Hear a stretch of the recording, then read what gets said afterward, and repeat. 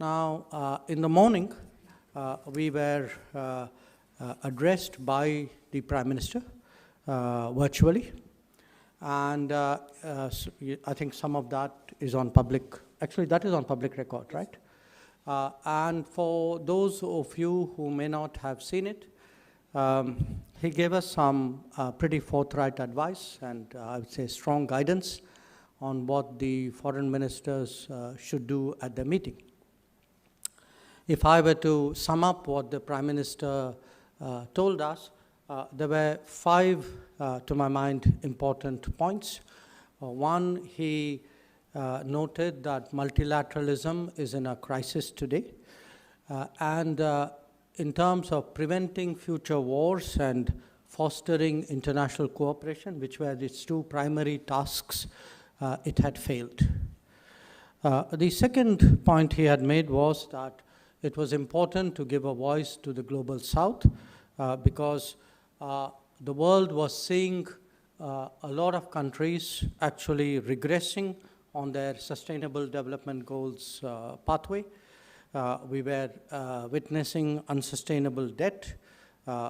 These were countries who were most affected by global warming, and therefore it was particularly important to hear them.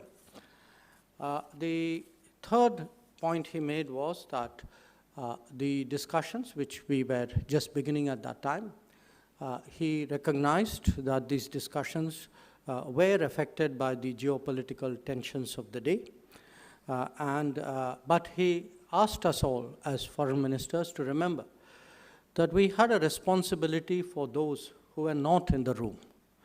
And therefore, he urged that we draw inspiration from India's civilizational ethos and focus not on what divides us, but on what unites us.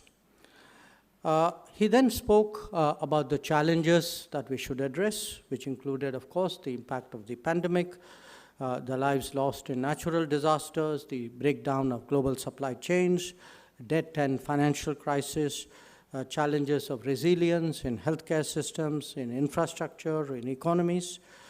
And finally, he asked us as foreign ministers to trust in our collective wisdom and ability and to rise above our differences.